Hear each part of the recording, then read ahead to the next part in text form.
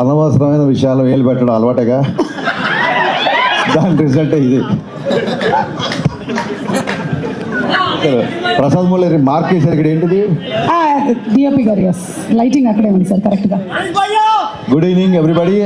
First of all నాకు ఇష్టమైన producer Sudhakar Cherukuri గారు, ఆయనతోనే స్టార్ట్ చేయాలి. ఆయనే కంటిన్యూస్గా ఈ సినిమాకి ఫంక్షన్కి కాల్ చేశారు నాకు. చాలా ప్యాషనేట్ ప్రొడ్యూసర్, చాలా సెన్సిబుల్ ప్రొడ్యూసర్. డెఫినెట్గా సుధాకర్ చెరుకూరి గారి బ్యానర్లో నా సినిమా ఉంటుంది. అది ఎప్పుడు మెటీరియల్స్ అవుతుందో తెలీదు. Sir, love to work with you. ఇక ఆయన ఈ సినిమాకి అన్నయ్య మాస్ మహారాజ్ తీసేయండి అని అన్నారో లేదో తెలీదు, మరి సోషల్ మీడియాలో అలా వచ్చింది. మాస్ మహారాజ్ అనే టైటిల్ పెట్టింది నేను. అది అది దాని పేటెంట్ రైట్స్ అన్నీ నా దగ్గర ఉన్నాయి. అది ఉంచాలన్నా తీసేయాలన్నా ఫస్ట్ నన్ను అడగాలి. సో అన్నయ్య అంటే అన్నయ్య గురించే ఫస్ట్ మాట్లాడాలి. అన్నయ్య గురించి నాకు తెలిసింది చాలా ఎక్కువ, మరి మీద అంత టైం లేదు. సుమగారు ఇక్కడ ఎయిర్ టైం చాలా తక్కువ ఇస్తారు. ఒక ఇంపార్టెంట్ విషయం చెప్పాల్సింది ఏంటంటే, మిరపకాయ వచ్చినా మిస్టర్ బచ్చన్ వచ్చినా ఒకేలా ఉండే వ్యక్తి మాస్ మహారాజ్ రవితేజ. ఏ రోజు నన్ను మిరపకాయ ఇచ్చినప్పుడు నన్ను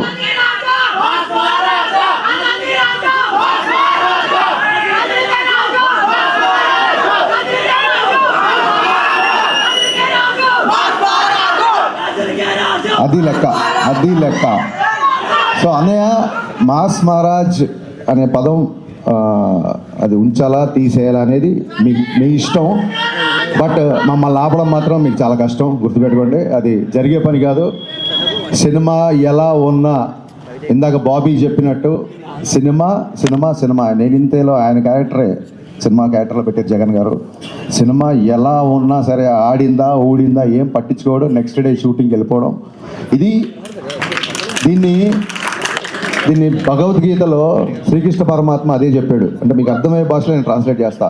బ్లాక్ బాస్టర్లు వచ్చినప్పుడు పొంగిపోకరా, ఫ్లాపులు వచ్చినప్పుడు కుంగిపోకరా అని చెప్పాడు. మరి ఆయన భగవద్గీత చదువుకున్నాడో లేదో నాకు తెలియదు, కానీ దీన్ని స్థితప్రజ్ఞత అంటారు అనే దీన్ని తెలుగులో. ఆ స్థితప్రజ్ఞుడు ఈ క్వాలిటీ నేను ఇద్దరిలో చూసా. ఒకటి పవన్ కళ్యాణ్ గారిలో, మళ్ళీ సేమ్ క్వాలిటీ రవితేజ గారిలో చూసా. అది ఏ ముహూర్తాన ఈ క్వాలిటీ మీరు అలవర్చుకున్నారో నాకు తెలియదు, కానీ మీరు అలవాటు చేసుకోవడం కాకుండా మాలాంటి వాళ్ళందరికీ నేర్పించారు. అందుకే వాళ్ళ ధైర్యంగా మీ ముందు నేను మాట్లాడగలుగుతున్నాను. ఈ బ్యాలెన్స్ ఆఫ్ మైండ్ అనేది, దీనికోసం ఎక్కడెక్కడికో హిమాలయాలకు వెళ్తుంటారు రుచులు వాళ్ళందరూ. ఫిల్మ్ నగర్లో ఒకసారి అన్ని ఆఫీస్కి వస్తే సరిపోతుంది, తెలియదు పాపం.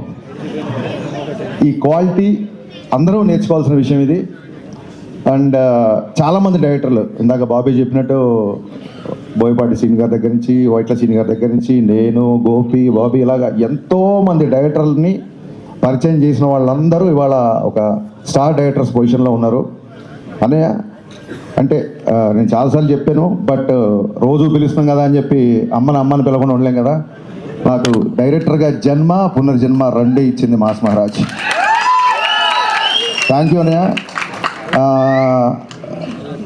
ఆ సినిమా, లాస్ట్ సినిమా మాది సరిగ్గా ఎంటర్టైన్ చేయలేకపోయాము, కొంచెం డిసప్పాయింట్ అయింది. బట్ అక్కడితో అలా ఆగిపోము. ఖచ్చితంగా రవితేజ గారితో మళ్ళీ బ్లాక్ బస్టర్ తీసి తీరదా.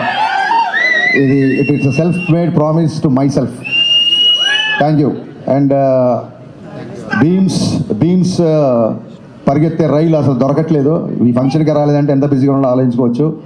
అండ్ సినిమాలో అందరూ నాకు నచ్చిన ఆర్టిస్టులే ఉన్నారు. Getup Seenu is a fantastic artist. కేవలం కామెడీ కాదు, ఏ క్యారెక్టర్ అయినా పండించగలడు. అలాగే రోషన్ సార్, మీరు పుష్ప ఫేమ్ అనే చెప్పి మీరు ఫేమస్ అయిపోయారు. సో కమింగ్ టు డింపుల్ నేను చూసా, ప్రోమోస్ అన్ని చూసా.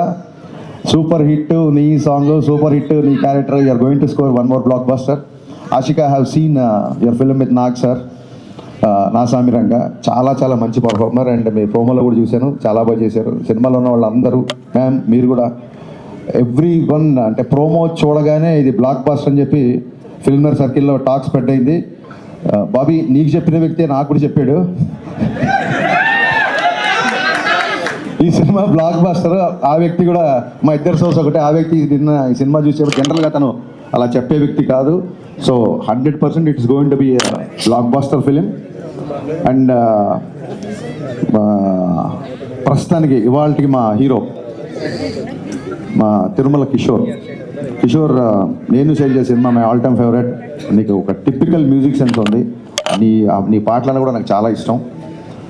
ఇప్పుడు మామూలు డైరెక్టర్ అంటే అతను ఒప్పుకోడు. Is director cum writer cum dancer come actor.